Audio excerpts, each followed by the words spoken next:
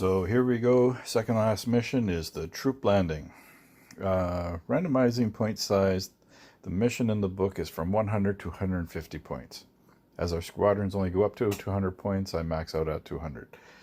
I added a couple points at 100 and 150 to allow for the more expensive transports and bombers to be used. Rolling to see who's attacker. Once again, high roll gets to be attacker. A couple special rules for this mission. Each player is allowed to reserve 2 aircraft. The 2 aircraft cannot be worth more than 50% of the force.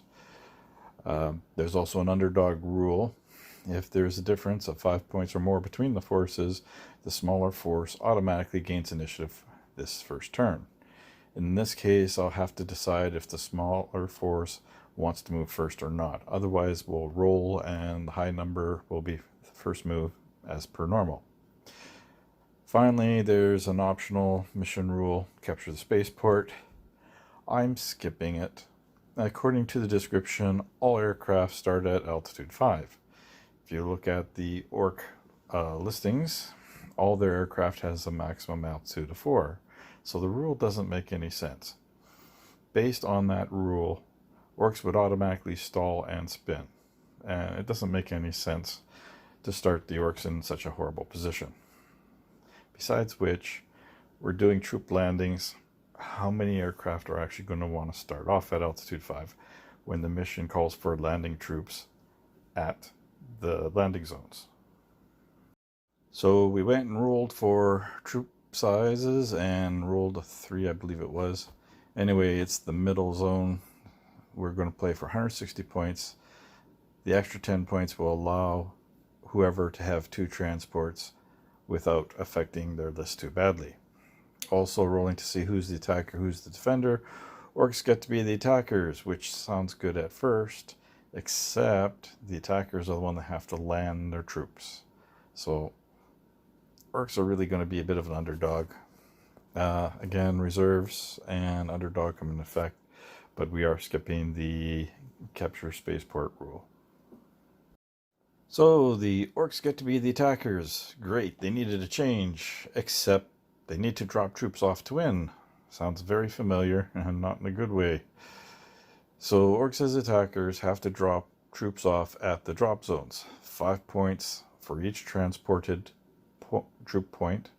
So I decided I'm going to max out with the Grot and both heavy bombers, give myself maximum number of troop choices. The rules show ground defenses can be set up within 6 hexes of their player's edge. Unfortunately, that's a little too far away from the Orcs' objectives, the landing fields on the enemy side, so I didn't feel there was any point in taking any ground defenses. So after taking the heavy bombers and the Grot bomber, that left 76 points. It would be just enough for 3 Dakka jets and 1 fighter bomber, coming in with only 3 points left over for a total of 157 points. On the Imperial side, well, we're going to take all the Thunderbolts, of course. This time, Thunderbolt number 5 with Lieutenant Brad, he gets to take a reroll because he's got his minimum number of missions. And Thunderbolt Fury with Captain Biff, he gets his free reroll as well. So it makes no sense to take the Marauder Bomber, so I took both the Marauder Destroyers.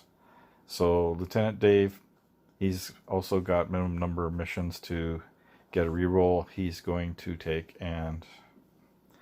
Destroyer number 1. And Lieutenant Dan, hopefully he gets the experience he can take and get his reroll next turn. So, for some quick overviews on the strategies, the Orcs, it's simple. They've got to land all the large heavy aircraft as soon as possible. They get maximum points for all those troops that landed. More importantly, any aircraft that are shot down before they can land their troops, those points go to the Imperials. So, going to keep the heavies together to provide mutual fire support. I don't think reserve rules are going to help this time, so I'm choosing to ignore the reserves. And finally, I really got to watch how I use the Dakka jets. They should be held back, moving last, attacking first and staying out of other flyers, fire arcs whenever possible. I have to try to remember to keep them away from the bombers. Yeah, they get 8 shots per turn, but the real threat to the orcs is going to be the fighters. So I gotta try to remember to go after fighters as much as I can. For the Imperial Navy, well, Marauder destroyers are going to go after the orc heavies as quickly as possible. With their 9 dice of medium range, it just makes more sense to have them go after the heavier 6 structure point orc flyers. So if possible, they're going to want to destroy the orc heavies before they can land if possible. Fighters, they're going to do what they always do. They're going to go after the orcs whenever possible, but their first duty is to protect destroyers from orc fighters and basically shoot down any orc flyer that they can. So here we are. Orcs had to deploy first. So on the orc right, we have the 3 Dakka jets at altitude 3. Next to them, we have the 2 orc heavy bombers flying at altitude 3, while the Grot bombers at altitude 2. And finally, I've got the Fighter bomber. He's flying at altitude 2. Reason I did this, I'm hoping the difference in altitude will help the orcs deal with the superior weapons of the Imperials. Knock on wood. On the Imperial side, on their right flank, we have 2 Thunderbolts. In the middle, we have the 2 destroyers. Notice I put a blue dice saying 2 and blue dice 3. One is at altitude 2, one is at altitude 3. Reason I did this is I want them to be able to shoot at separate targets as they close. And finally, we have the Thunderbolt Fury and the Thunderbolt. Now you may see during the game that there's a white dice on some of the Imperial ships. That's because they have a free reroll as part of their ace skill. So I checked the points lists, and the points lists are less than 5 points difference. So we have to roll to see who gets the initiative for turn 1 as normal. Blue dice, once again, will be Imperials. Green will be Orcs as normal. And it looks like Orcs have the initiative. So Orcs have the initiative for this turn. We're going to start with the Grot Bomber. Grot Bomber is going to do a swoop. He's presently traveling speed 4, altitude 2. I think I'm going to leave him at 2 for now. So he's going to turn 1, 2, turn 3, 4. And that will be his position.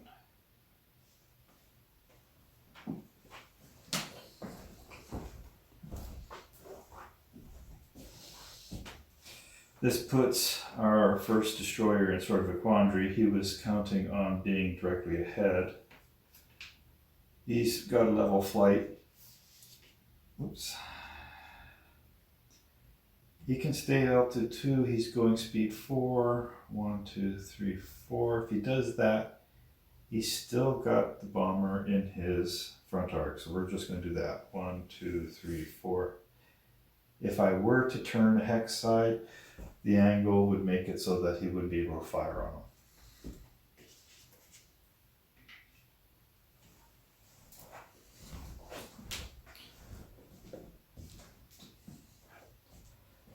Moving our next aircraft, we're going to take and do another swoop. He's at speed 4, altitude 3. I need him to come down eventually, so I'm going to drop him to speed 3, drop him to altitude 2, and he's going to turn 1, 2, 1 more, 3. And because he dropped altitude, he'll start off at speed 4 next turn.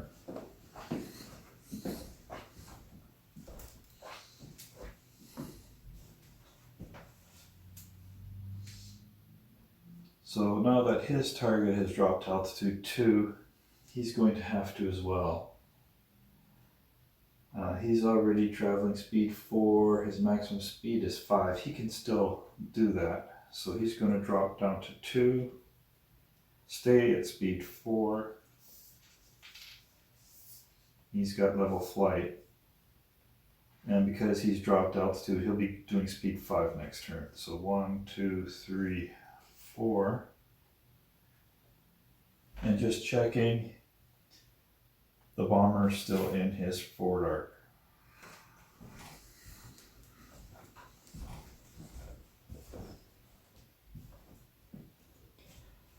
Finally, we have this bomber here. He's actually doing level flight. He's going speed 4, altitude 3. I'm going to leave him at speed 4, altitude 3 for now. So he's going to go forward 1, 2, 3, and he'll be the hex in front of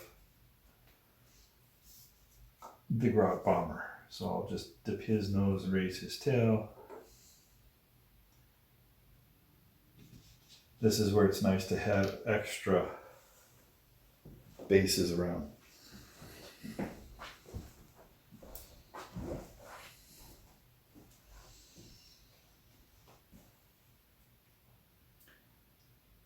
So looking at this, we have Grot bomber altitude 3. This bomber is also at altitude 2. Oh, sorry, Grot bomber's altitude 2.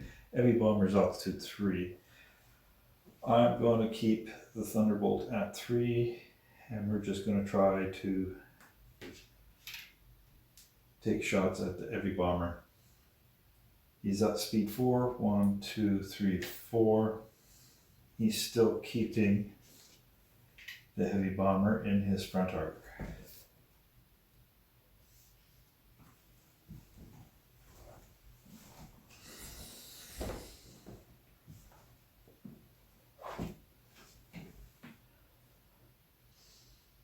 Temptation is to move one of these guys first, but I find they have to stay together as a group. If I move them too soon, they become too vulnerable. So I'm going to kill a turn with the Fight-A-Bomber. He's doing a swoop. He's traveling speed 6, altitude 3. I think, yeah, I'm going to keep him at altitude 3 for now. He's going to turn this way. 1, 2, 3, 4, 5, 6. The reason I did that is I don't want him in direct arc here. He's managed to just take himself out, I think. Yeah, so he's just outside his front arc. That's going to minimize the exposure to fighters.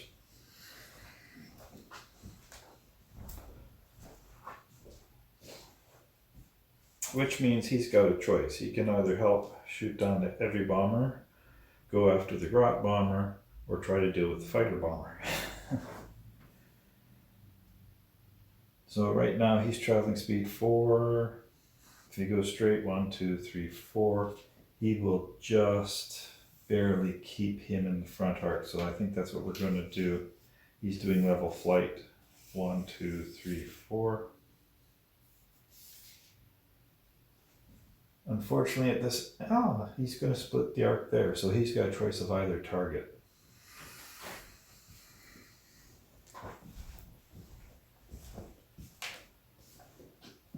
So that brings us to the Dakka Jets.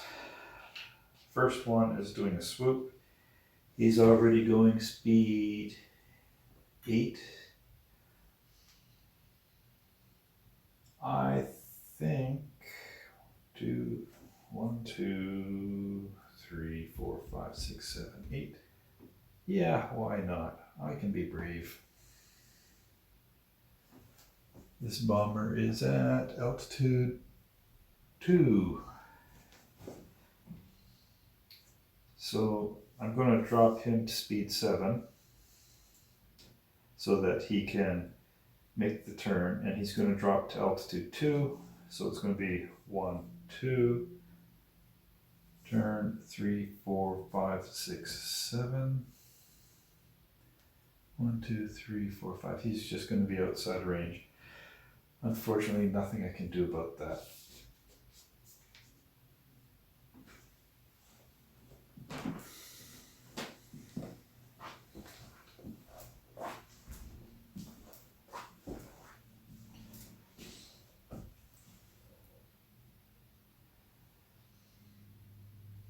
So this one's at altitude 3, speed 4. I'm going to drop him down. Let's see, 1, 2, 3, 4. 1, 2, 3, 4, 5, 6, 7. I'm going to take him up to speed 5. Drop him to altitude 2. And because I'm dropping him to altitude 2, he's going to end up at speed 6 for next turn. So 1, 2, 3, 4, 5. And turn. Helps that I know everybody was doing a level flight on the Imperial side.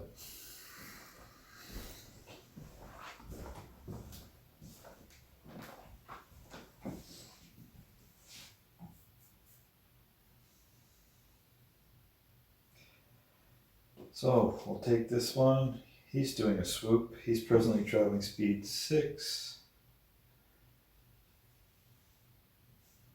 If I go 1, 2, 3, 4, 5, 6, 7. If I go 6, he's going to be in range. And he's now dropped to altitude 2. So I'm going to drop this guy to altitude 2. And that way he'll be speed 7 next turn. So turn once. 1, turn 2, 3, 4, 5, 6, 7. Or sorry, 6. He's 7 next turn. And that'll get him into short range there.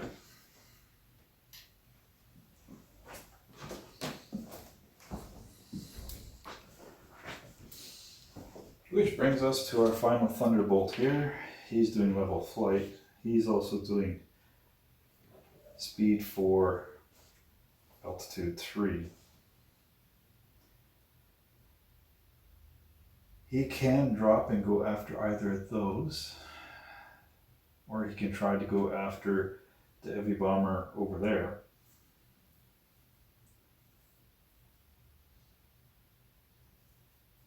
I think we're just going to try to go for,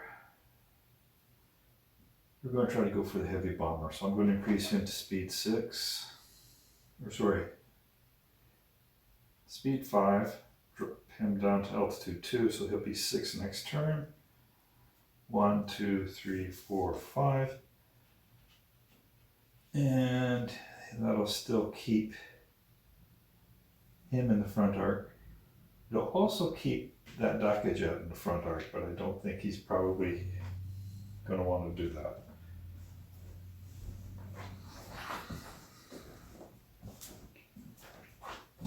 So that leaves our final Daka jet. He's also doing a swoop.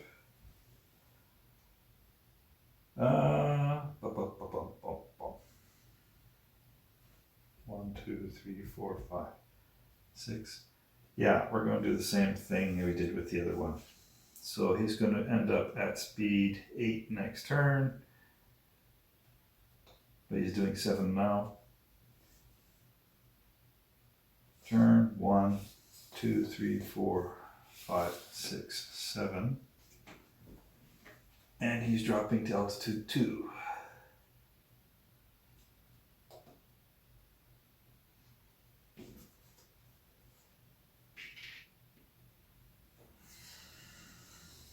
And that takes care of the first turn movement. So starting with first activation, we'll start with Dakajet Red 1. He's going to try to save his buddy over there by shooting down number 5. So at short range, he gets 8 dice.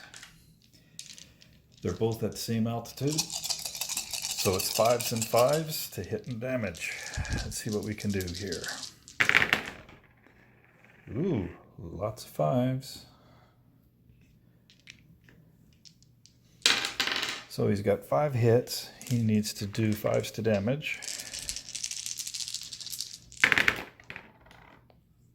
And he does a single damage point to the Thunderbolt. That'll take care of his turn. So, before he gets any more damage, Thunderbolt 5 is going to take a shot at Red 3 over here. And he's at perfect range, so he's going to get 6 shots with the autocannons, needing 5s to hit and 4s to damage. We got 2 6s, 4+ to damage, and unfortunately he's got only 1 hit. Autocannons do not do extra damage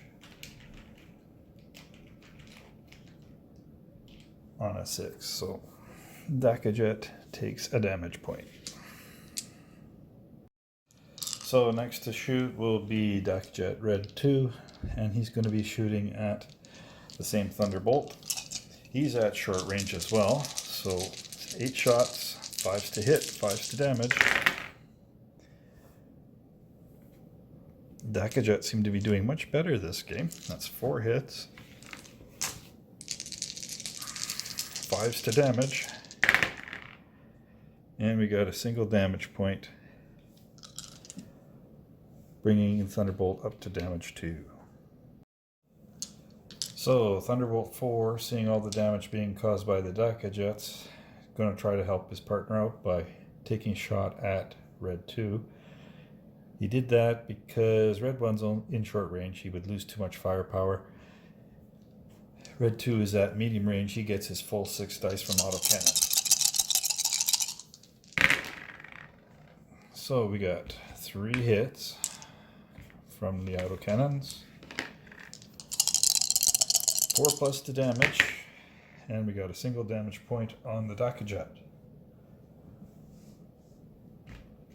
However, and I'm just remembering now, too bad, we already rolled dice, he's also got las cannon, so he gets 2 shots now. Let's see if this works.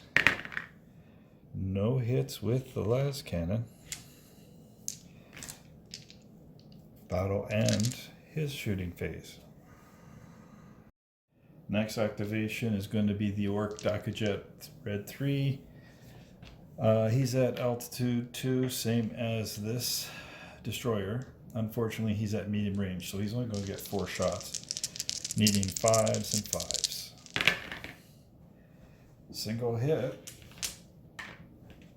Will he damage? No, he will not. And that'll be it for Dakajet 3. So, Destroyer 2 here was going to take a shot at the Heavy Bomber, but discovered he's just outside of medium range. He's at 1, 2, 3, 4, 5, 6, 7, 8, 9. He's in long range. His autocannons don't go that far, so he's going to take a shot at poor Dakajet number 3. Dakajet 3 being at medium range. There's 9 shots with the autocannon.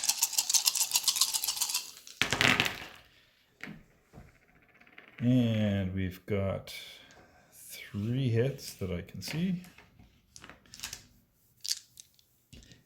And the autocannon's damage on a 4+. Oh, and there's 2 damage points by autocannon. Dakajet already had a damage point. He only has 2, he's gone. So, first kill goes to a destroyer. Now, he's got a turret as well. He can't use the turret in the forward arc, but he can use it in the side arc. That means these Dakajets are in range 1, 2, 3, 4, 5, 6. Whoops. It'll be medium range though. And dorsal turret only has 2 shots there.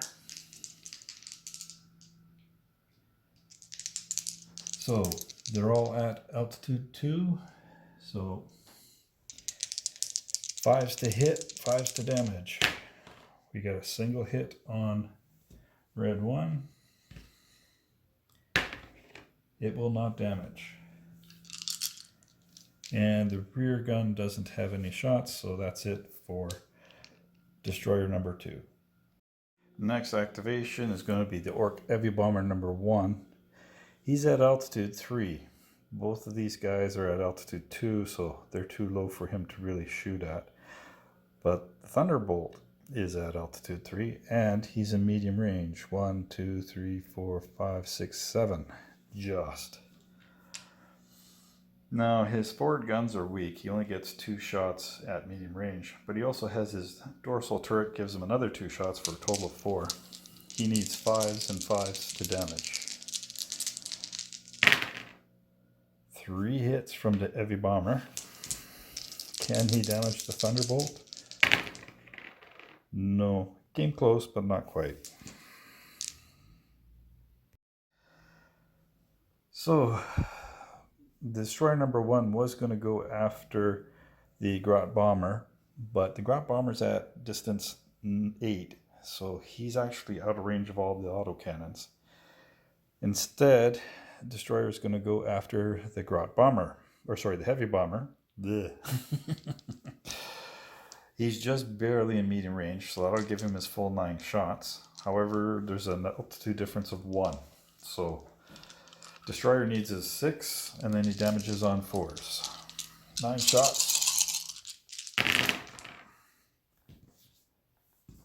Take away the misses. We got 4 hits. Oh no, 2 hits. Because it's 6s. Almost messed up there. And he needs 4 pluses to damage. And he'll get 2 damage points on the Heavy Bomber. So next Orc activation is going to be the Fata Bomber. Now, he's got just barely this Thunderbolt in range. His forward guns normally give him 4 shots, but he also has the custom big shooters for an extra 2. So that'll give him a total of 6 shots into the front arc.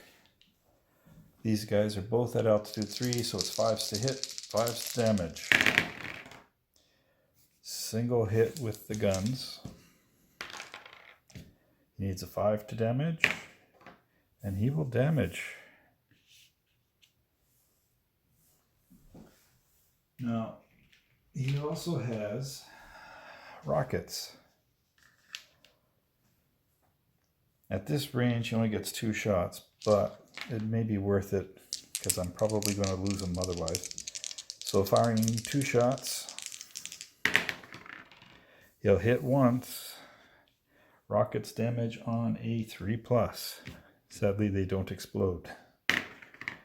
And he gets a 3+, so that's 2 damage points on the Thunderbolt.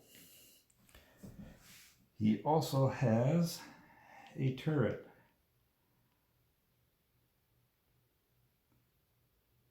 I'm just trying to see. He can only shoot right side, left side. So unfortunately, the arc keeps the Thunderbolt strictly in his front arc. He can't shoot at him there. And 1, 2, 3, 4, 5, 6, 7, 8. Long range is out of range. He can't shoot the Thunderbolt Fury. That'll take care of the fighter bomber shooting. So next Imperial activation is going to be the Fury. And he's 1, 2, 3, 4, 5, 6, 7. He's just in medium range of the Heavy Bomber. They're both at altitude 3, so he's getting maximum shots. Needs 5s to hits, damages on a 4+, extra damage on a 6.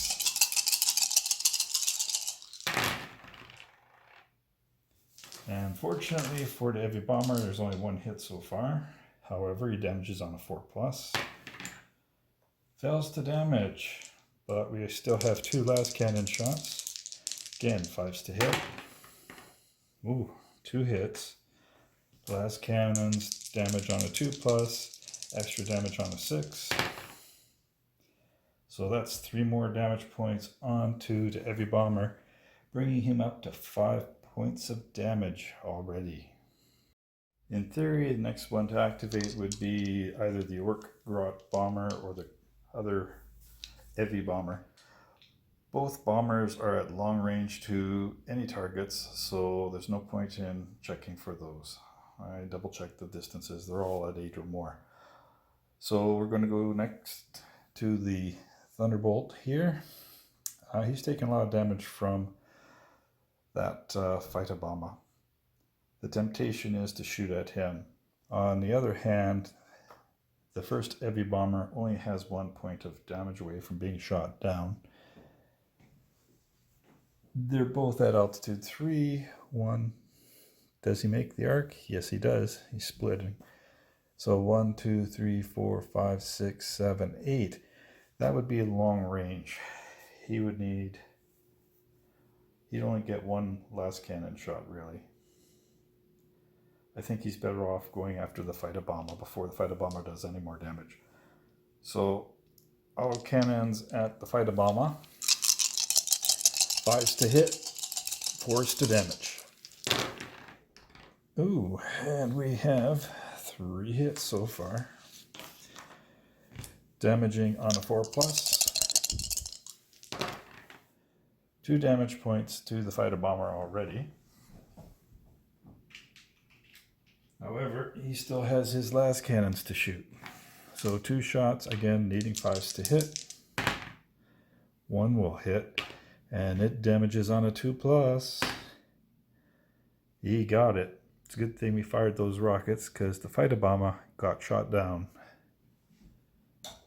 by Thunderbolt number 3.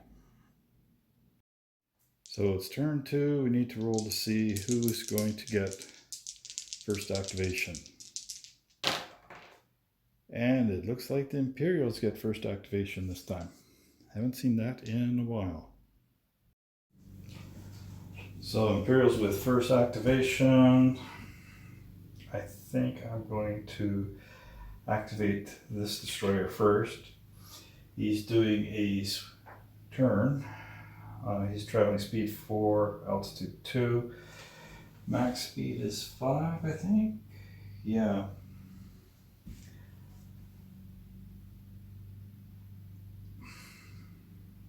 I know these guys are going to come here, so let's try and catch them. So, staying at speed 4, he's dropping to altitude 1. And he's going to go 1, 2, 3, 4, and then turn back this direction.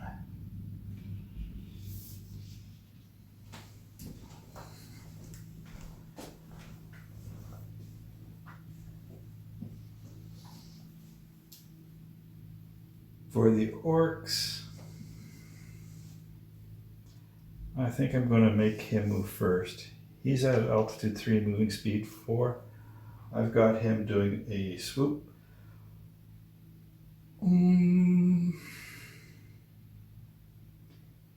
I think I'm going to drop him to altitude 2. And so I'll slow him down to speed 3.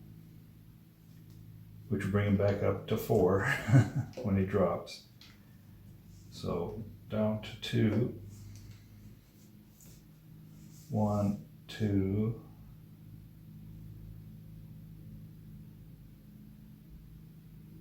And do I want to turn here? I'm going to go the extra one, 3, and go like this.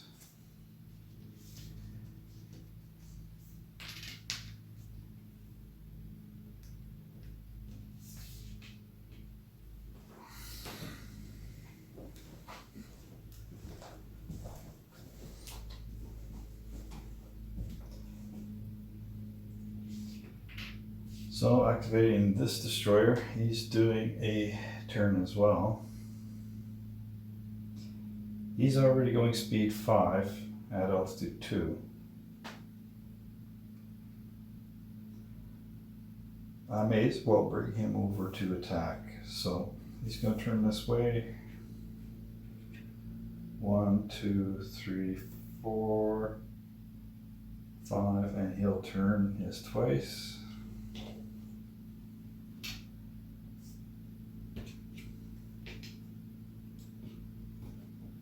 And because he's staying at altitude 2, he's going to be able to shoot at him with no penalties.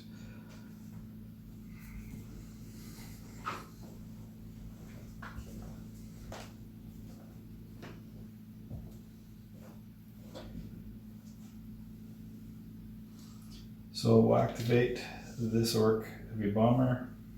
He's at altitude 2.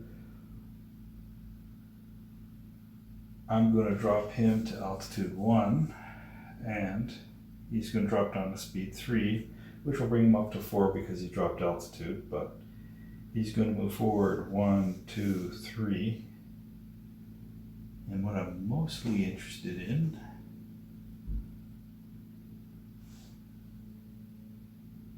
do I want to turn here or not? And I think I'm better off leaving him where he's at. He's got good side arc here. You can at least shoot at him. Although he's at higher altitude, that won't work. So I'm going to turn him this way.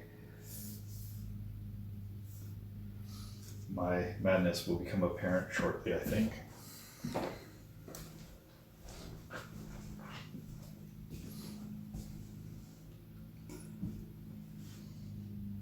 So we got kind of a little hairball happening here.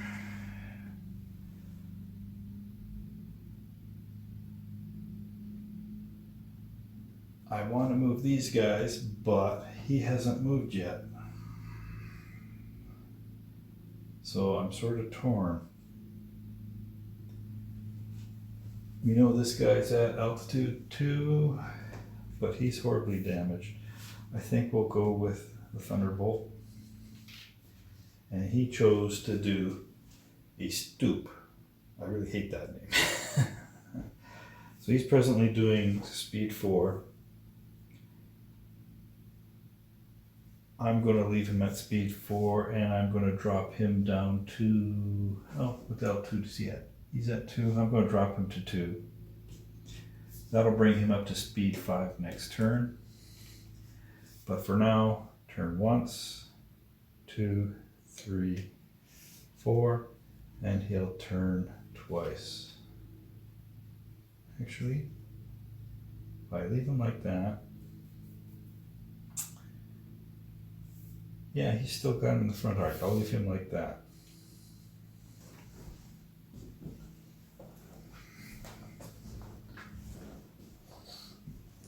And that brings us to the Grot Bomber. Grot Bomber is actually doing a swoop. And he's at altitude 2.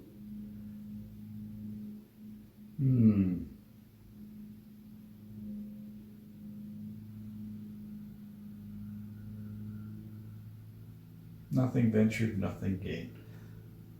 He's traveling 4. I'm going to drop him down to speed 3.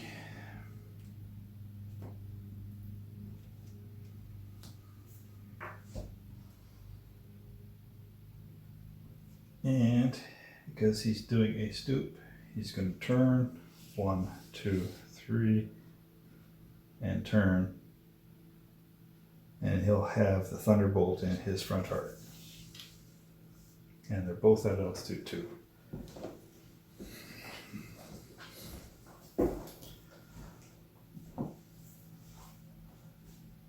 So we have our heavily damaged Thunderbolt here.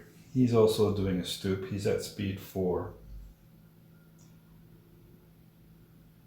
I think he's better off trying to sweep around this way.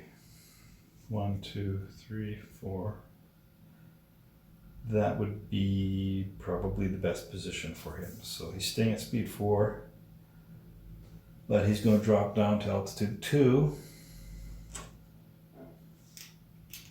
which will bring his speed up to 5 next turn. So he turns once, 1, 2, 3, turn 4, and his final facing is that way.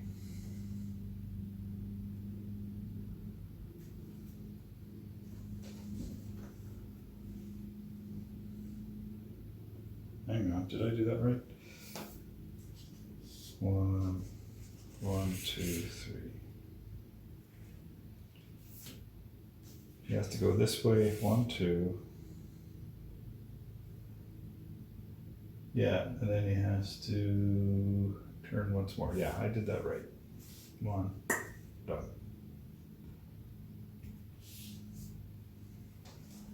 Trying to confuse myself here.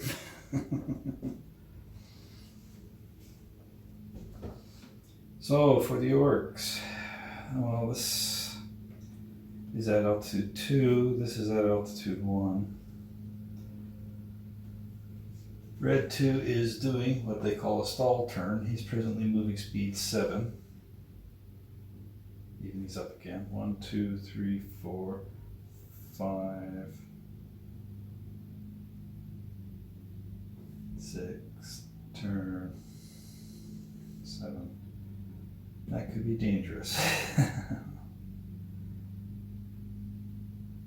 Yeah, let's do 1, 2, 3, 4, 5, 6. If I go 5, turn around. That's really the best spot for him. So he's going from 7 to 5, and he's maintaining the altitude. 1, 2, 3, 4, 5. He's going to turn around. The reason I'm doing this, he's got this bomber in his front arc, but he's staying out of the tail arc of the bomber. Unfortunately, he's going to be in the tail arc of the other one. There's nothing I can do about that. But he's got a good shot where he's at, if he survives.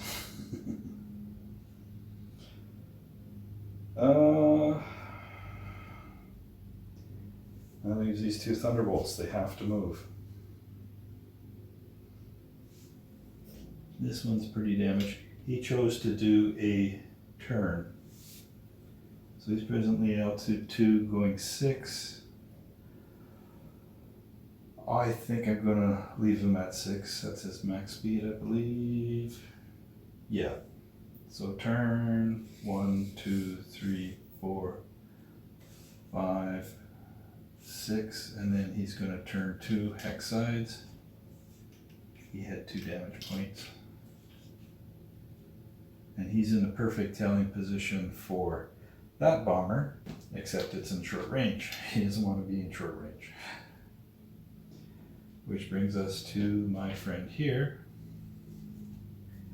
He's also doing a stall turn. He's traveling speed 8. I can drop him down to 6. 1, 2, 3, 4, 5, 6. That'll leave him in the same arc. That's not what I want. So I'm going to drop him to 6.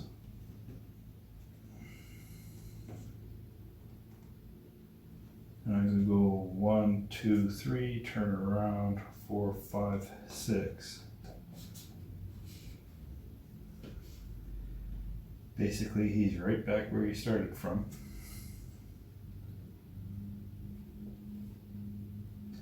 And we'll dip his wings so they can fit next to each other. And that'll keep him in the front arc at short range. Which brings us to our last move. He's doing a stall turn. Now he's traveling 6, which is his max speed. 1, 2, 3, 4, 5, 6. That's not a bad spot for him. He's going to go there. So 1, 2, 3, 4, 5, 6. And when he turns around, he's going to face that way. And that bomber is at altitude 2. Let me double check. I may drop him. Nope, he's at altitude 2 already, so we'll just leave him be. And that will be the movement for this turn. So Imperials get first shot. I had a hard time trying to decide who I wanted to shoot and where. So in the end, the temptation is to have him shoot at him first, because they're both at the same level. But this heavy bomber only needs 1 more structure point lost and he's gone.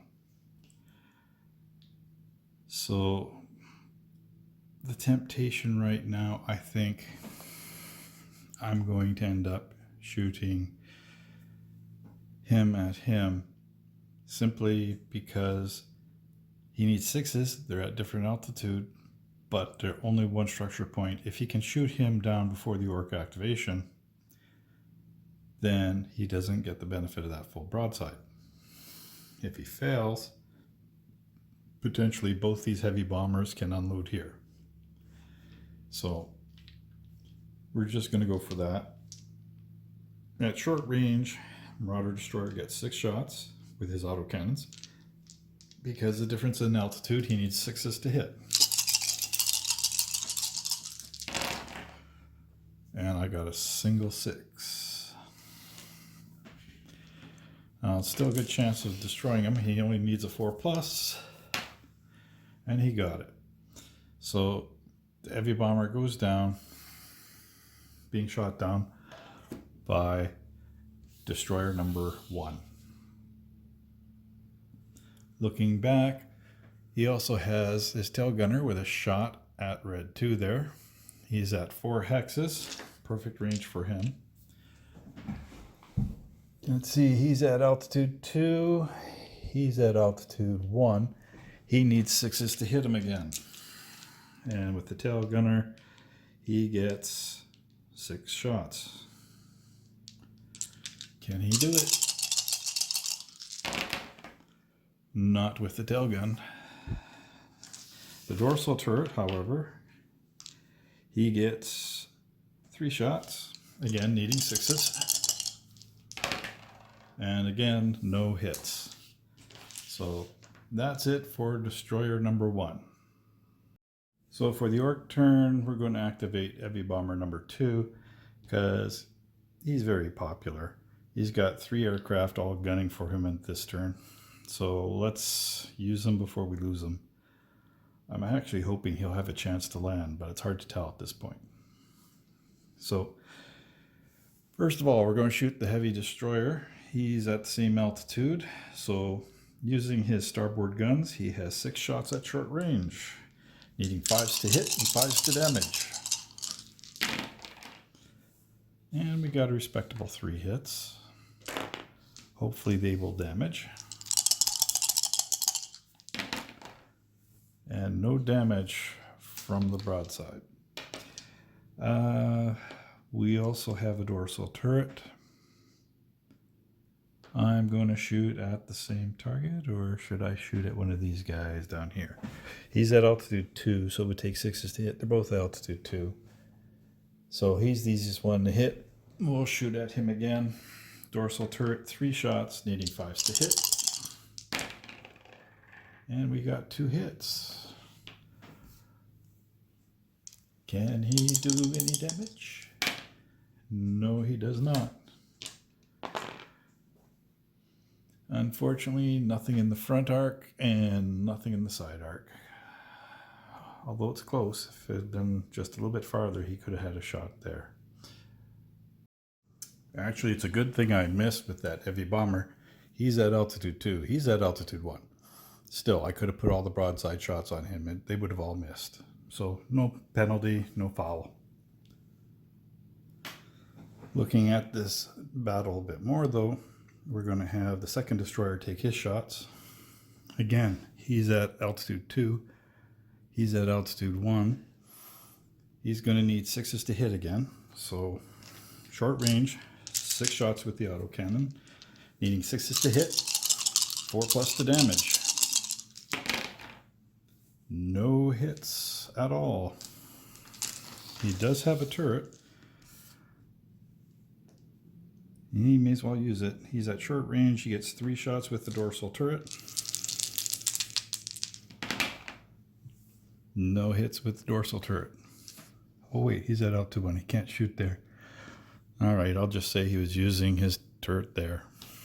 In which case, 2-5. I'm going to have to re-roll that anyway. So dorsal turret at the Dakajat. I'm really doing good here this time. Needing 5s to hit, 5s to damage.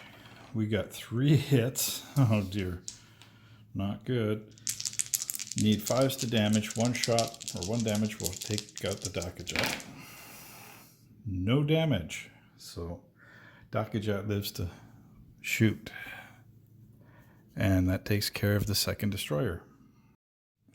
So back to the orcs. We really don't have a choice. This Dakajat here, he's got to try to shoot down this badly mauled Thunderbolt before he takes and shoots out the heavy bomber. So they're at short range. He gets 8 shots, needing 5 to hit, 5 to damage. He only needs 1 damage point to take out the Thunderbolt. And we have 1, 2, 3, 4 hits. Can he do it? And he did it with a single 6. That would give the 3rd damage point to Thunderbolt number 5. Thunderbolt 5 is gone.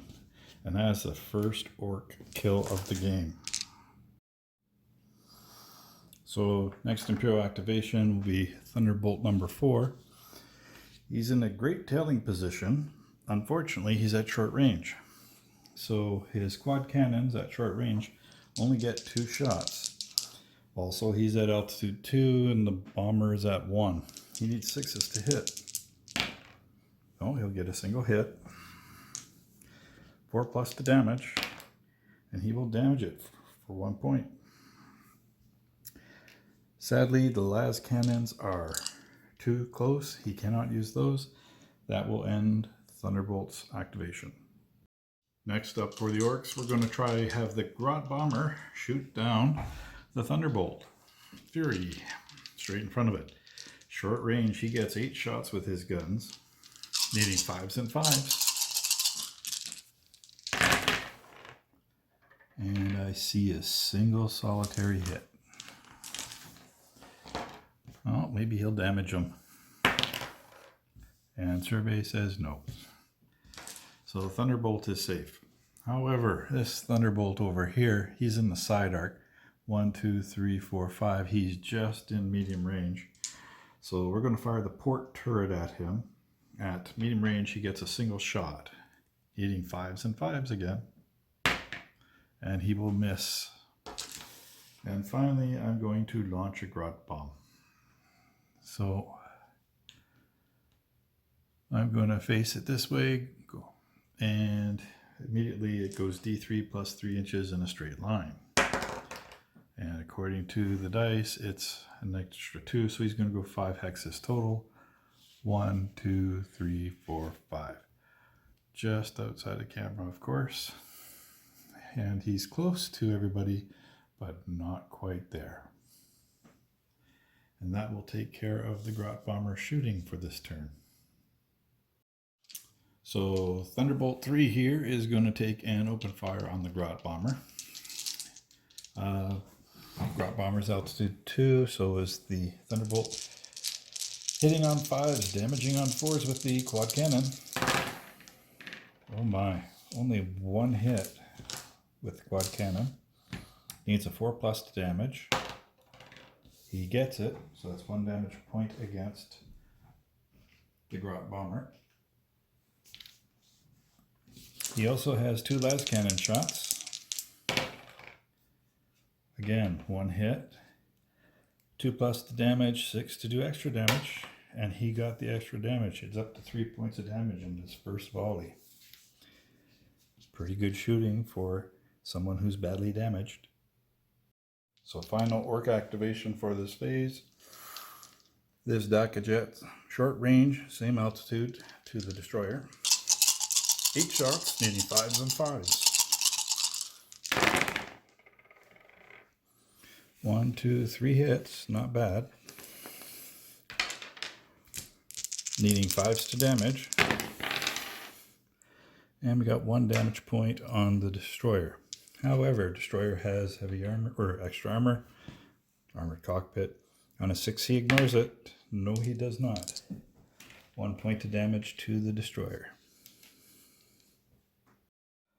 Final Imperial activation is going to be the Thunderbolt Fury. He's only got a single long-range shot. 1, 2, 3, 4, 5, 6, 7, 8, and 9. Just barely in range to the heavy bomber. He gets a single shot with the las cannon. Needing 5s to hit, I believe. No, 6s because he's at altitude 1. The Fury is at altitude 2. And the Fury will miss. So here we are, beginning a turn, or end of turn 2 actually. But as the tailing phase, you can check and see that the Thunderbolt behind the heavy bomber is actually in an excellent tailing position, even if he is at one altitude higher. So he gets a tailing token. He will get to shoot before anybody moves next turn. So beginning turn 3 now, rolling to see who has the initiative. And it looks like orcs have the initiative. So before we go any farther, let's take care of that tailing fire. He needs 6s to hit. No hits because of the difference in altitude.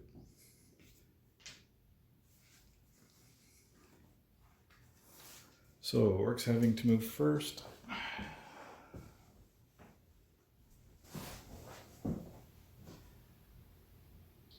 We're already moving speed 4 at this altitude 1. I'm going to move him first. He's doing a swoop.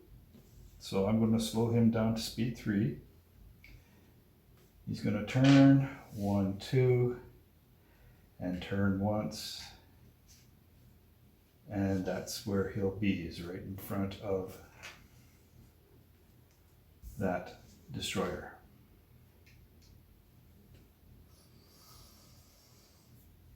Activating for the Imperials, I may as well do this destroyer, get him out of the way. He's doing a turn. So he's presently speed 4, altitude 1. He's going to... Ooh, too many choices. I'm gonna turn this way, 1, 2, 3, 4.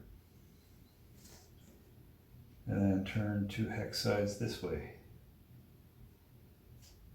He's not in the best position to attack this turn, but he might have a shot at the Grot Bomber over there, depending what the Grot Bomber does.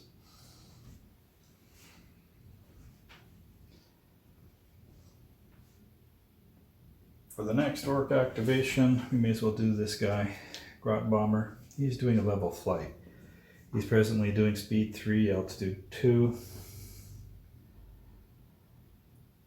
I think I'm going to drop him down to speed. No, I'm not going to do him next. Change my mind.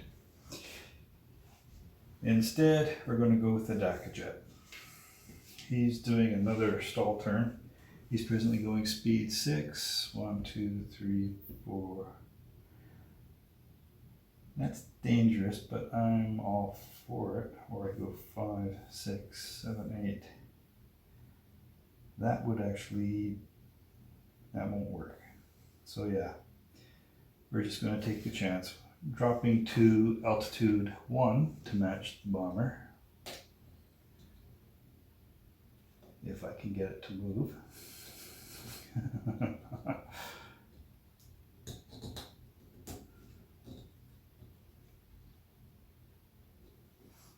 And he's going 1, 2, 3. Oh, he was over here. 1, 2, 3, 4. He's going to turn twice. Actually, I'm going to go one more and then turn and go 1. And that will be his turn. Oh, we can take away that token because he missed.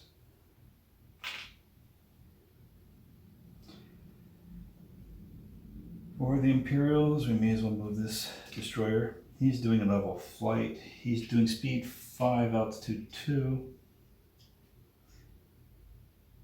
I can only decelerate 1. So 1, 2, 3, 4. But he's too high. I can drop him to speed 4 and altitude 1.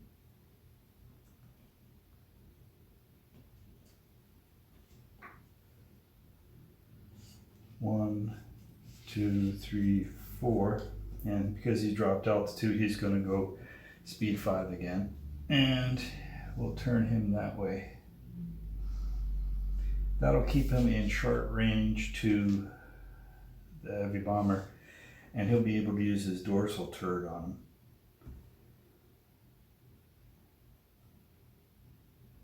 Yeah, I could turn him face the other way and use his tail turret, but that would take him out of the fight too much, I think, if I went that way. Next orc movement, another stall turn. He's going speed 5, altitude 2. 1, 2, 3, 4, 5, 6, 7. I can do that. Or I can go 1, 2, 3, 4, 5, 6. Turn, it's 1, 2, 3. Yeah, let's do that. I'm going to drop altitude and change his speed. So he's going from 5 to 6. But because he's dropping altitude, he'll be 7 by the time this is all done. So 1, 2, 3, 4, 5, 6. And he'll turn this way. Now he's got him in short range as well.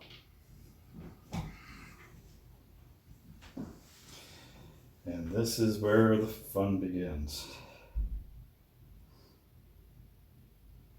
I could move one of these guys next, but I want to see where he's going.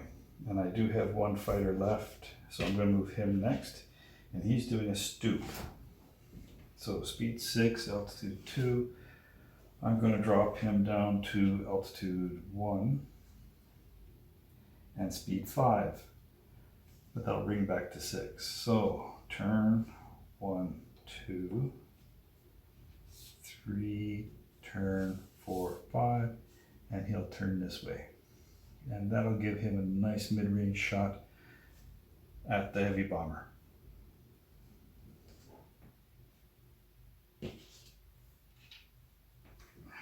Now the orcs have no choice. They have to move him.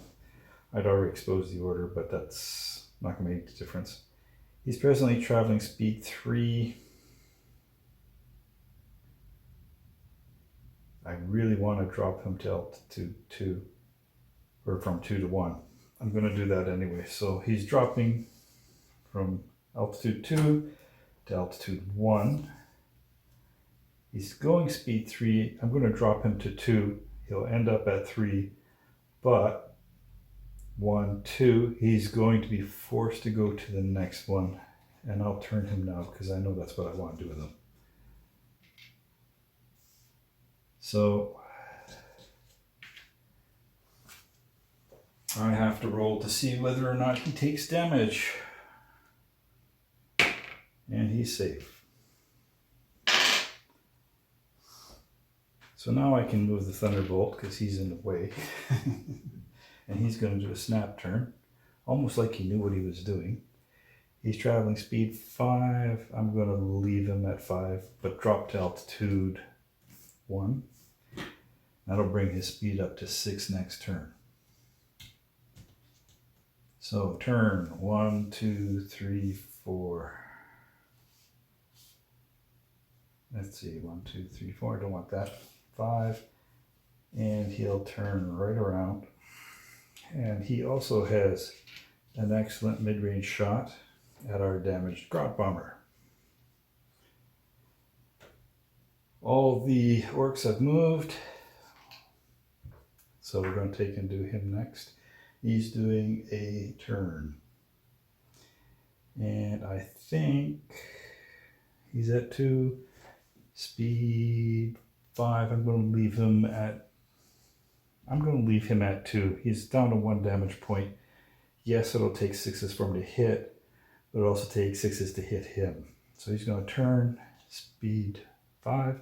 1, 2, 3, 4, 5, and he'll turn 2 hex sides. 1, 2, 3, 4, 5, 6, 7. He's just within mid-range. And that takes care of the movement for turn 3. So orcs get first activation. That means they get first firing too. Wasn't hard to decide what to shoot first. He's got 1 wound left. He's in perfect Del Gunner shot from him. And actually from him as well. So I'm going to shoot him first. He only needs one wound before he's destroyed. He's in short range 2, destroyer number 1. Unfortunately, it's not damaged, but I'm going to shoot at him anyway because the other one is just into medium range. So, destroyer number 1's 8 shots, needing 5s and 5s. And we got a total of 1 hit. This doesn't look good for the Dacajet. And he fails to wound. So much for you. So, first Imperial activation. There's no point shooting at him. He's already fired. So, destroyer number 1 is going to shoot at Dacajet number 1. He's in the tail arc. So, tail gunner gets 6 shots, needing 5s and 5s.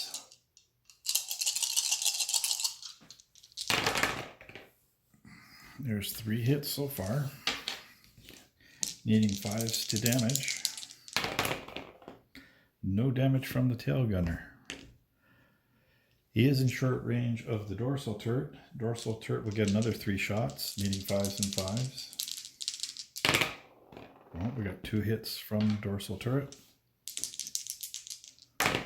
Ooh, and a single hit from the dorsal turret. Unfortunately, there's nothing in the front arc of the destroyer for him to shoot at. At least nothing. Well, maybe 1, 2, 3, 4, 5, 6, 7, 8. Yeah, he's out. He's at long range to the Grot Bomber. So the Grot Bomber is safe. So Orc Dacajet number 1 is going to shoot at destroyer number 1. Short range, 8 shots, needing 5s and 5s. Oh, we got 3 hits so far. Needing 5s to damage the destroyer. And we got 1 damage point. So destroyer takes a hit. Oh, wait, we got armored cockpit. I keep forgetting that. Rolled a 5, not quite enough. So 1 point of damage to the destroyer. Next Imperial activation, it's going to be destroyer number 2. Now, unfortunately, the Grot Bomber over here is just out of range. He's at long range. The Marauder destroyer only has medium and short range shots. And because of the angle, he just got the heavy bomber outside his front arc. So he's only got a dorsal turret to shoot at him, but his tail gunner can take and shoot at this Dacajet as well. So I'm going to start tail gunner at the Dacajet. It's 3 shots at medium range, needing 5s and 5s. And we got a single hit here. And he will hit and destroy the Dacajet. So that's a kill for destroyer number 2. So I just realized, looking at the screen, I forgot to move the Grot Bomb. But we'll take and shoot the dorsal turret here at the Grot Bomber. It's short range. He's going to get 3 shots, needing 5s and 5s. And he gets a single hit. Oh, I'm rolling the orc dice. That's bad luck. But he will fail to damage. And before I forget, the Dacajet moves D3 plus 3 with 1 turn. He moves a total of 4. I'm going to turn him once. 1, 2, 3, 4. And he's going to end up right here. Unfortunately, he's just outside of range to blow up against our friends. So I'm going to activate the Grot Bomber next. At this point, he's got 2 Thunderbolts after him, but they're at medium range. Unfortunately, the one is at his tail arc. He can't shoot at it, but he does have a shot on the Fury. So using his starboard turret, he gets 1 shot, needing 5s to hit, 5s to damage. He will miss. And because I don't trust him to stay alive, I'm going to launch his last grot bomb, going this way. And the grot bomb goes D3 plus 3. And that'll be a total of 5 hexes. 1, 2, 3, 4, 5. And he's 2 hexes away from the closest destroyer. Activating next will be Thunderbolt number 4. He's at medium range to the grot bomb or the heavy bomber. I'll get him straight eventually, and that gives him maximum shots. So 6 shots with the autocannons, needing 5s then 4s. There's a 6 and a 5. 2 hits. Needs 4 plus to damage. And he got 2 points of damage on him already. So I'm just going to mark that right now with 2. He also gets 2 last cannon shots, again needing 5s. Neither last cannon will hit. But now the heavy bomber is up to 4 damage.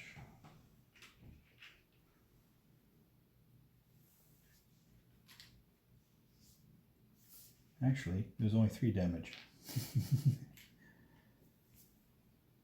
So he's halfway to being destroyed. So looking at the heavy bomber, he's got the destroyer number 2 in his side arc. Beautiful shot, short range. Letting loose with the barrage, or broadside, he gets 6 shots, needing 5s and 5s. I only see a single 6. Let's hope he can damage him. And he rolled a 1, so no damage from the broadside. Firing the dorsal turret, he gets another 3 shots, needing 5s and 5s. And all 3 will miss. Nobody in his other arcs, so that'll be it for the heavy bomber. Next Imperial activation, it's going to be the Fury against the grot bomber. He's in perfect range for all his shots, starting off with the Avenger Bolt Cannon. 7 shots, 5s to hit, 4s to damage. Only a single hit with the Avenger Bolt Cannon. On a 6, it does 2 points of damage. Nope, it does not damage. Firing 2 las cannons, 5s to hit. And again, it missed. So much for the captain. Now, checking the rest of the battlefield, nobody else has any shooting, so we'll go straight to our final Thunderbolt. Thunderbolt number 3. 1, 2, 3, 4, 5, 6, 7. Again, he's in excellent position.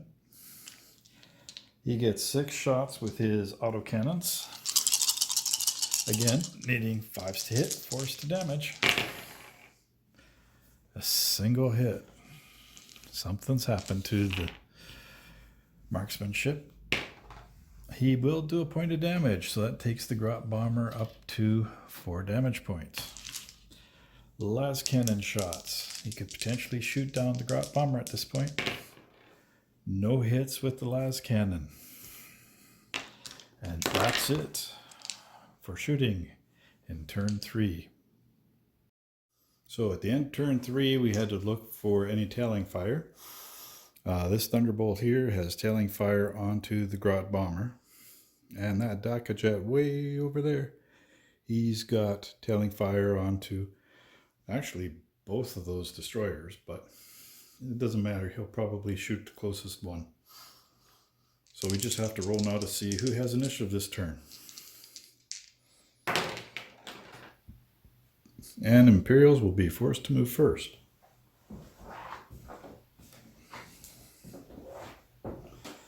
However, let's get the tailing fire out of the way.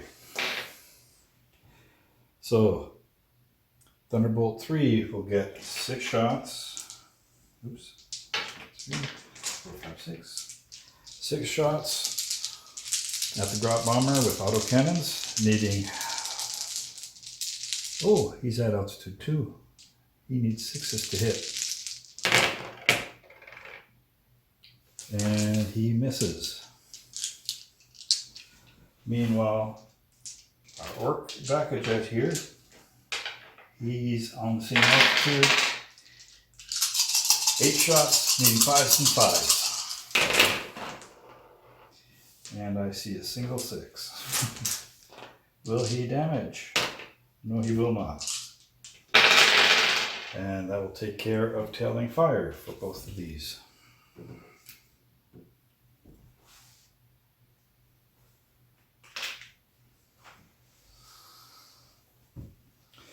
With Imperials moving first, I'm going to start with this destroyer.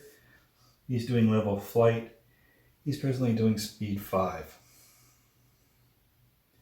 So I'm going to go 1, 2, turn 3, 4, 5.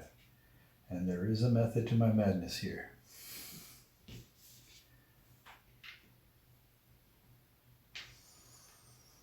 And this is the badness. In order to land, he has to do a level flight at his stall speed. He's at speed 3.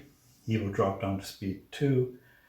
And after his move, he will count as landed. So, because he's landed, he's now speed 0, altitude 0.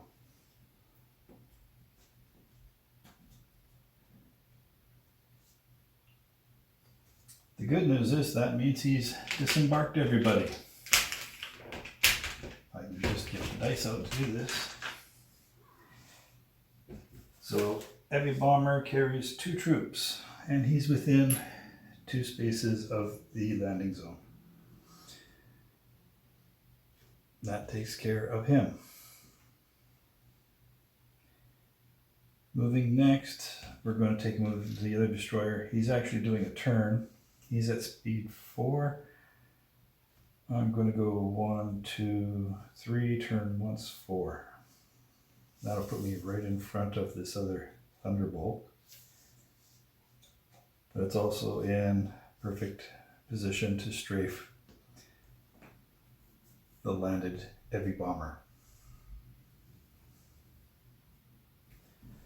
Next, I'm going to move the Grot bomber. Same thing, he's at speed 3. He'll drop to speed 2. He's already at altitude 1. He will go forward and land. By landing, he's now at altitude 0, speed 0. If I can just get the counter there.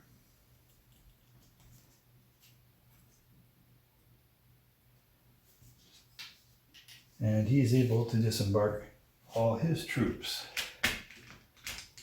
I'll just grab one of these dice. So there's 3 there and 2 here. And thus 2 of the heavies have accomplished their mission so far. Sadly, the 3rd heavy got shot down. The points he was carrying will now be given to the Imperials. So activating next, we've got this Thunderbolt. He's going to do a turn.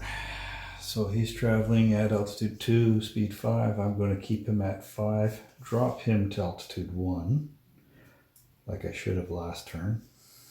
Turn 1, 2, 3, turn 4, 5. And this will still keep me in, or keep the Grot bomber in my front arc, and hopefully I'll get a decent shot. So last for the orcs is going to be this Backajet. He's doing a turn. He's presently traveling speed 6. 1, 2, 3, 4, 5, 6. That would work.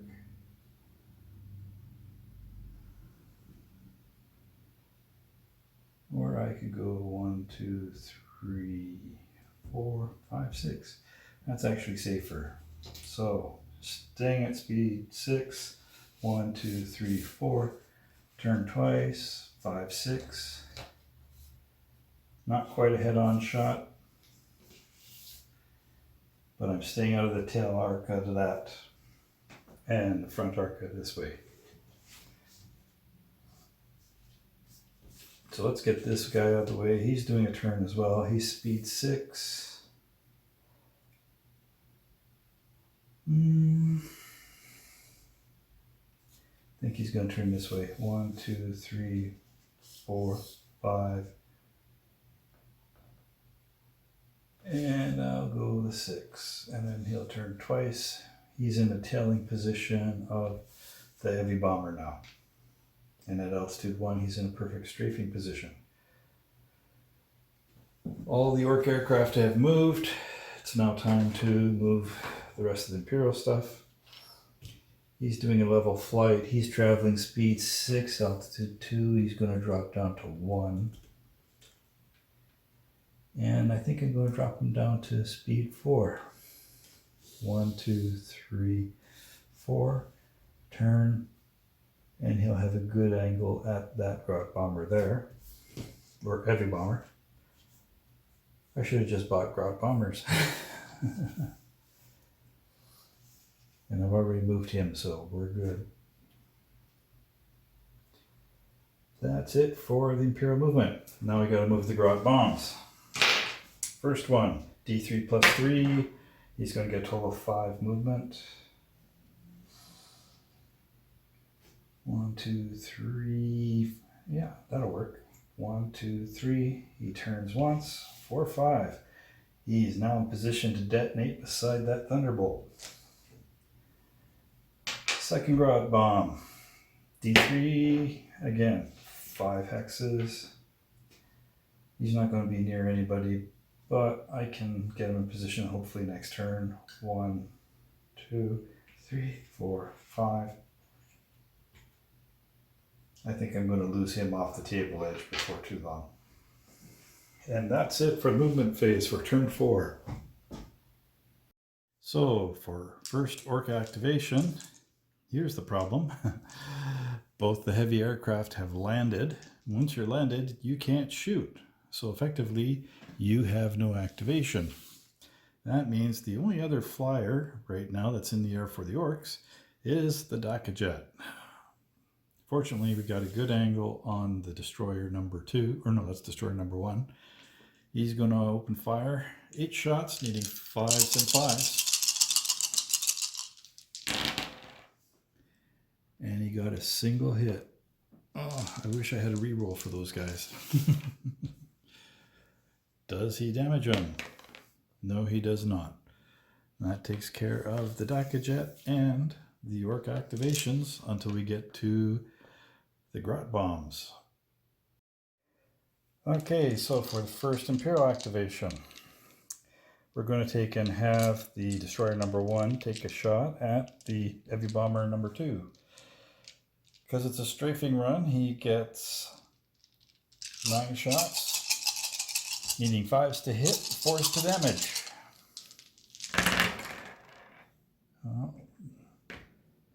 I see a single hit. And you know what? He happens to have a reroll. He's one of my ace pilots. I'm going to opt to reroll everything. May as well use it before I lose it.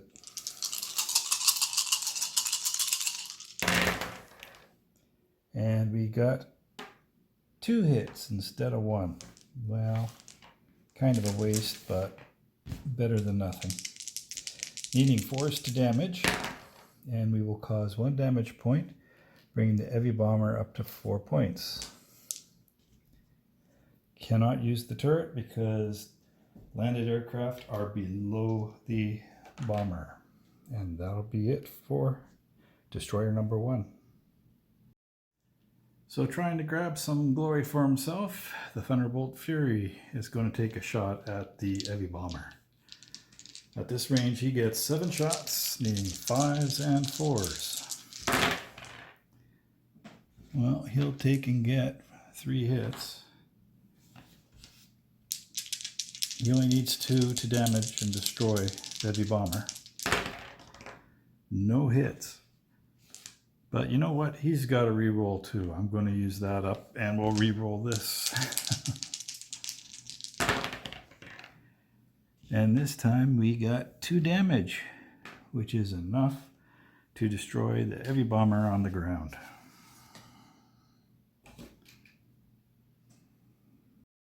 So for our next activation, we may as well do this Marauder Destroyer. The only thing he's got is a turret, but it can't actually shoot because, again, ground target. That was just a waste of a shot or an activation. But seeing as the orcs don't have anything else, that's fine. Next up, we have Thunderbolt number 3. He's going to take his shots and strafe that Grot bomber. This range, he's just inside medium. He gets 6 shots, needing 5s and 4s. And we got 2 hits. Unfortunately, he doesn't have a reroll, so he can't use it. 4+ to damage.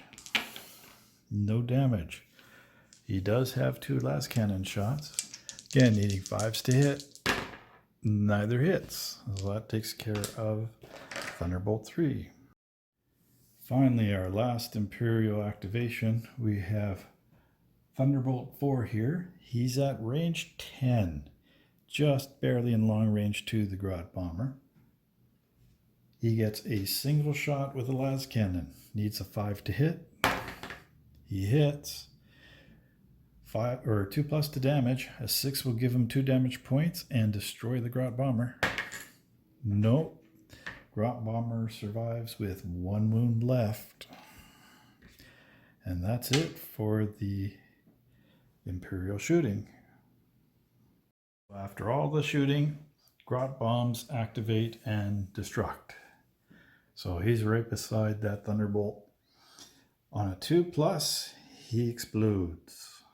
On a 1, he misses. He will hit. And he will do damage. I believe it's on a 2+. Yes, he will damage on a 2+. 4+ will give extra damage. And he rolled a 1. He won't even damage. So the Grot bomb went off. Failed to do anything. And that seems to be how the Grot bombs have worked in this entire campaign. I can't remember them doing any damage. So, end of turn 4. Nobody's tailing. We do have our bombers, or our 1 Grot bomber landed. Believe it or not, we are not at 25%. We need to be down to 1 aircraft before the orcs have to be forced to disengage. So the question is, can they survive long enough to do anything? They're horribly outnumbered, but they have done some significant damage to some of the aircraft. Rolling to see who goes first. It's tied. Reroll. And it looks like the orcs get to go first. Exactly what they don't want. I'm going to start with the Daka jet.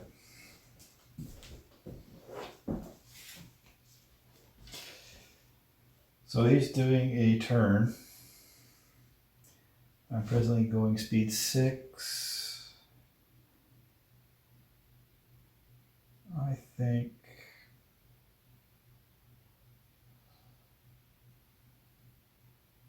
yeah.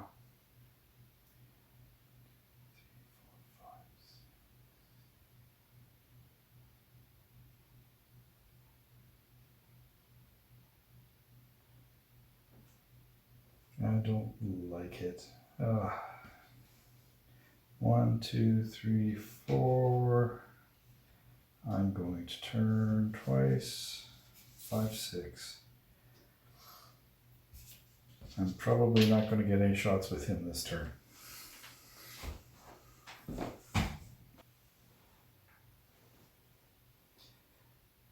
Next, I'm going to do this Thunderbolt over here. He's doing a swoop. I sort of know the bomber has to take off in this general direction.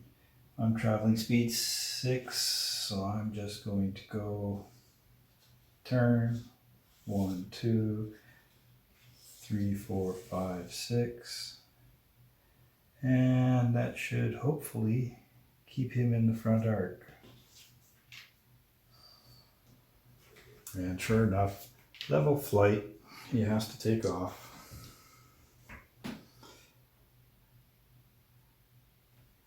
He starts off at altitude 1 and speed 2 because that's his stall speed. So 2, 1, 2. Actually, I'm going to change that. 1, 2. And although he's in terrible shape, he might live long enough to get a shot off and take down that Thunderbolt.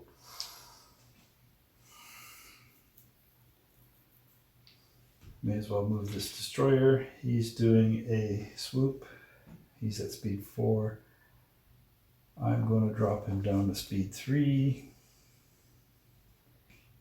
And he's going to turn 1, 2, turn 3. He's at short range, but he's still going to get some decent shots. And that's it for the orc movement, so we may as well just move the rest of the boys.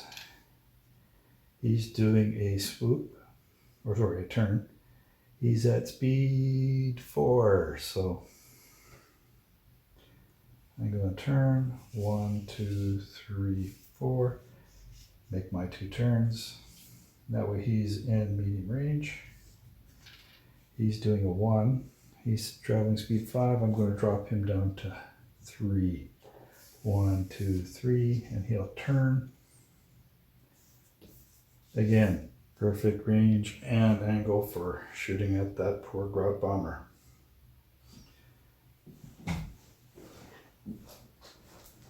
And finally, we have this last destroyer.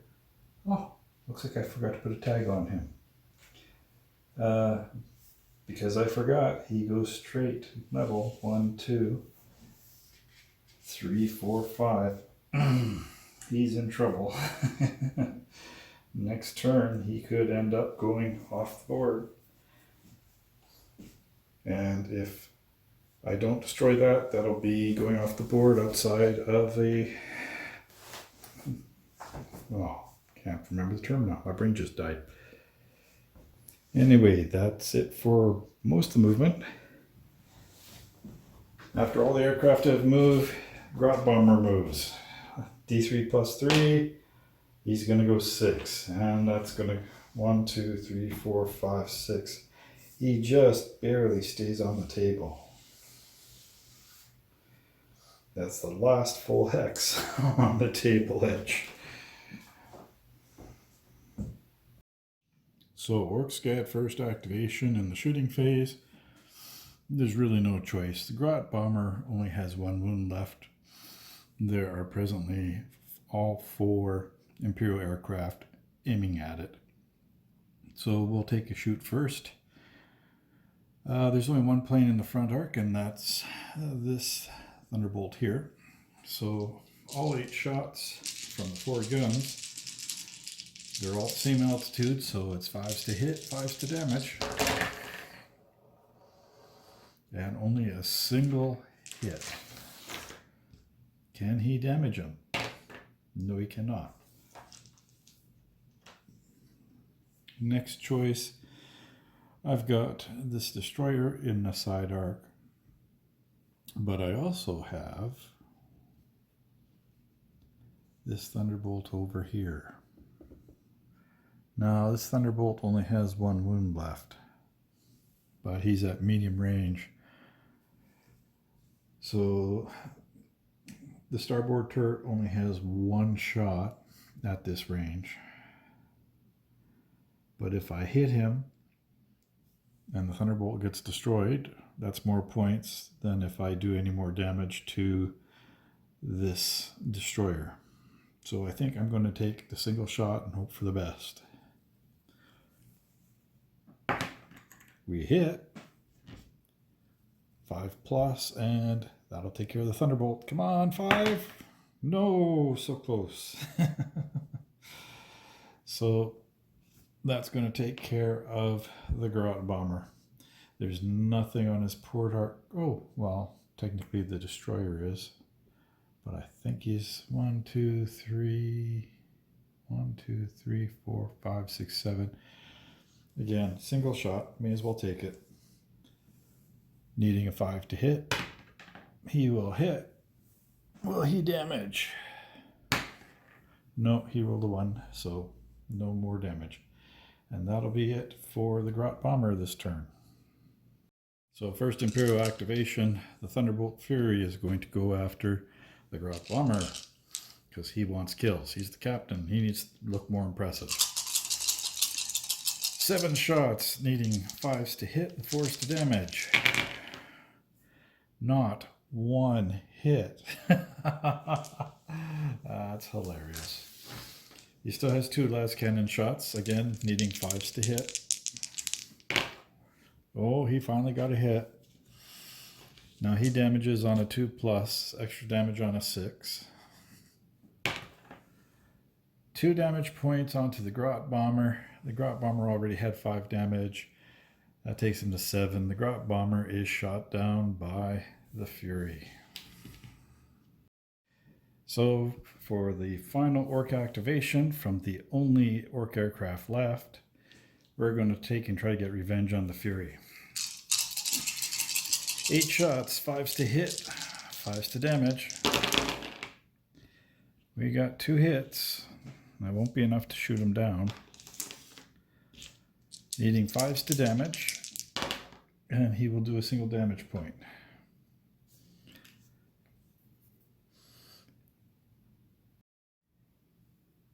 So with all the Imperial aircraft facing the wrong way, the only one who has a shot is Marauder Destroyer number 1, and he can only shoot with his turret. So at medium range, he gets 2 shots on the Dakajet, needing 5s to hit, 5s to damage. And we got a miss. And with everybody else facing the wrong way, that's it for shooting for this turn. So at the end of turn 5, nobody's got a tailing arc on anybody. Roll to see who has initiative. This is the disengagement turn. The Orcs are finally below 25%. And Imperials have to move first. So, fortunately, disengagement turn, this Marauder Destroyer can just move forward and off the table.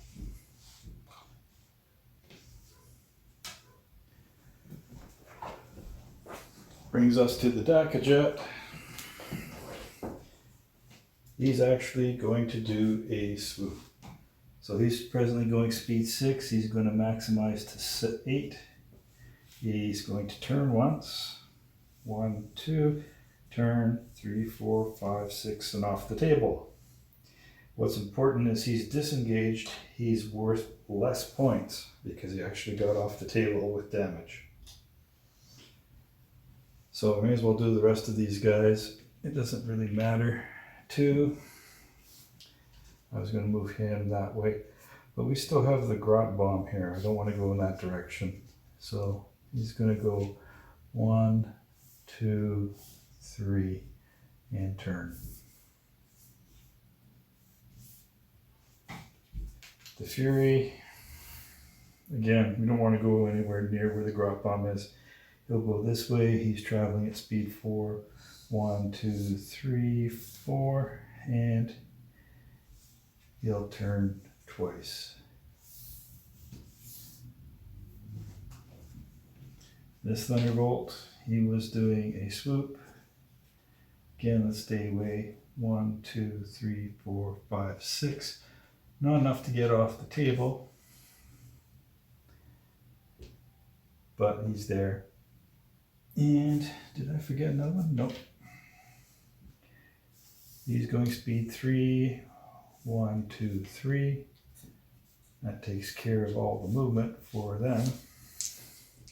We just have the Grot Bomb, but it's not going to do anything. It's got a speed of 4. He has to turn 1 hex face in order to avoid going off table. 1, 2, 3, 4. And that's his final position. And that will be the end of the game. Turn 6. So that's the end of the battle. And for the Orc casualties, once again, almost everybody. Of all the aircraft, only Smack and Dakajet 1 survived. As Dakajet 1 was damaged, but he did escape during the disengagement turn, he's only worth a quarter of his points instead of half points. So that will give the Imperials 4 points there. All 3 large flyers were worth 28 points each, so that's a total of 84 points just for the heavy flyers. The fighter bomber was worth 25 points, and finally the 2 Dakajets were worth 32 points. So total loss of points to the Imperials is 145 points. However, it should be noted, the Grot bomber and one of the heavy bombers successfully unloaded their troops. So that's 5 transport points at 5 points each, for a total of 25 points for the Orcs. So casualties for the Imperials. Well, Lieutenant Brad in Thunderbolt 5 was shot down. Again, as he was not a real ace, but only a experienced ace, he had no saving throw for bailing out, so he's gone and will need to be replaced. He's worth 25 points to the Orcs. Marauder 1 was damaged, but was still in the area of engagement. He gives up half points for 15. Destroyer 2 actually flew off during the disengagement turn while damaged. So instead of being worth half points, he's only worth a quarter points, or 8 points rounding up. Thunderbolt 3 was damaged, but on the table, he's worth half points, or 13 rounded up. And finally, the Fury was also damaged. Half of 25 rounded up is another 13 points. So, Orcs actually did really well this game compared to last game. Only 1 Thunderbolt was undamaged throughout the game. Imperials, everyone was damaged except for 1 Thunderbolt. And that Thunderbolt, he was just incredibly lucky. So total points earned by the Orcs is 74 points. And unfortunately, by shooting down one of the heavy bombers before it could unload its troops, the Imperials prevented 2 transport points from landing, so that gets them another 10 mission points. So finally, once again, it's an Imperial victory. Imperials destroyed 145 points worth of the Orc force, then got 10 bonus points for the 2 transport points that were not landed, and 3 points because the Orc force was 3 points less than the Imperial force, for a total of 158 points. On the other hand, while the Orcs only did 74 points of damage, they actually earned more mission points for dropping 5 transport points of troops in the landing zone for additional 25 points, for a total of 99 points for them. Better than they did last mission. Not enough to win the game, but certainly a moral victory for the Orcs, just for the mission points and just for improving their totals. So now that the Imperial has won again, they lead the campaign 13 points to 7, and there's only 1 mission left to go. Orcs cannot win or draw the campaign. However, they will fight the last battle for the bitter end. Nah, they'll do it for the wah. So for pilot experience, the only Orc to survive was Smock, and he not only survived, he managed to destroy an aircraft, so he gets 1 ace kill. For the Imperial Navy, Lieutenant Buzz in Thunderbolt 3 managed to destroy 1 aircraft. Lieutenant Chuck in Thunderbolt 4 got no kills, but he did survive the mission. Captain Biff in the Thunderbolt Fury, he managed to destroy 2 aircraft. Lieutenant Dave in Marauder Destroyer 1 managed to destroy 1 aircraft, and Lieutenant Don, Marauder Destroyer number 2, managed to destroy 2 aircraft. So, Imperials did very well again. Sadly, the Orcs just didn't survive to take advantage of the damage they did do. So here we go with the squadron experience. Thunderbolt 3 with Lieutenant Buzz. He's managed to get his 2nd mission under his belt and a kill. So he's got his reroll now. Number 4, Lieutenant Chuck. Well, he survived his 1st mission, even though he didn't get any kills. Sadly, we lost our pilot in Thunderbolt 5. He's been replaced now with Lieutenant Bernie. Unfortunately, he's not going to have a chance really to get the mission experience to get a free reroll. However, he might do something incredible in the next mission. Finally, Thunderbolt Fury with Captain Biff. He's on to his 4th experience in missions, and he's made his ace roll. He's got 5 kills now after getting 2 more kills in this last mission. We'll take and roll his ace skill in the next mission. Destroyer number 1, Lieutenant Dave, he's got his 3rd mission and another kill. And Lieutenant Dan survived his 2nd mission, so he now gets a reroll. And more importantly, he got 2 more kills, so he's up to 4. He's missed becoming an ace by 1 kill. Theoretically, he can become an ace next mission, but it won't do him any good because it won't get him any experience until after the mission is over. Finally, poor Lieutenant Don, he still hasn't played a single game. He's got nothing. On the Orc side, losses have been consistent and bad. Only one Daka Jet has any experience, and he was a rookie introduced at the end of last game. However, I think the Daka Jets not only lasted longer and did more damage, I think the Orcs were incredibly unlucky when 2 of the large flyers suffered not 1 or 2, but 3 points in a single attack from 1 fighter. That's half the structure in a single volley. It's no wonder we went and lost those heavy aircraft the way we did. Heavies would normally have lasted at least 1 more turn each, if not 2.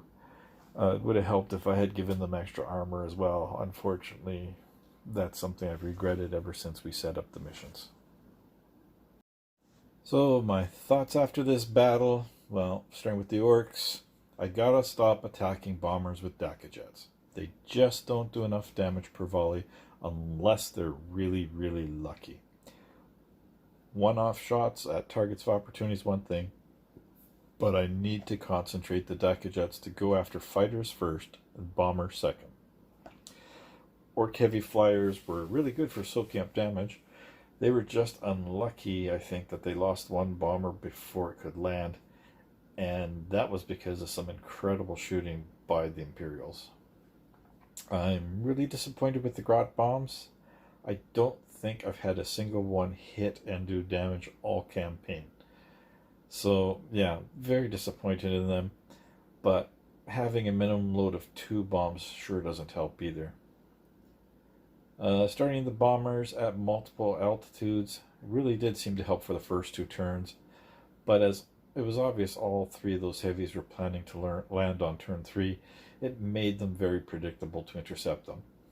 I would have liked to have used jump troops like the Imperials could with the Marauder destroyers, and tried deploying from like altitude 2 without even landing.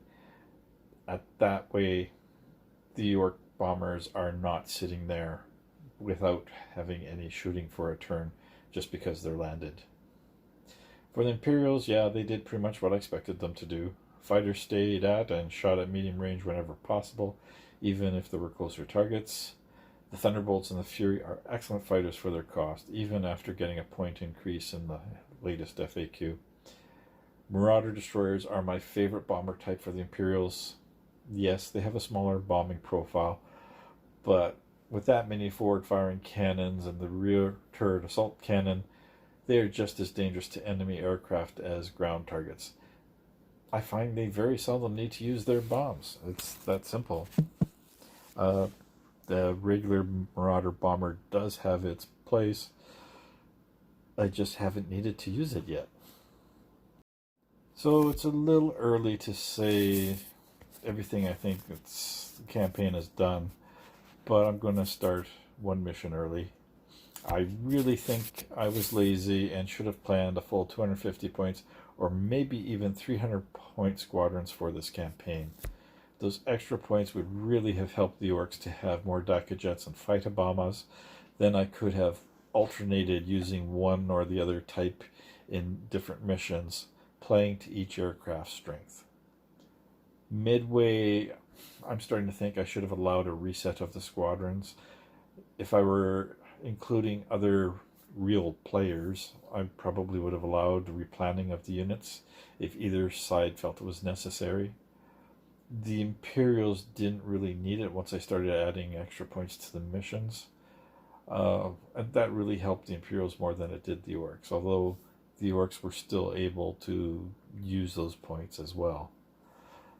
The Orc points are just much more flexible. The Orcs issue has more to do with the fighter choices and numbers rather than the points per mission, I think.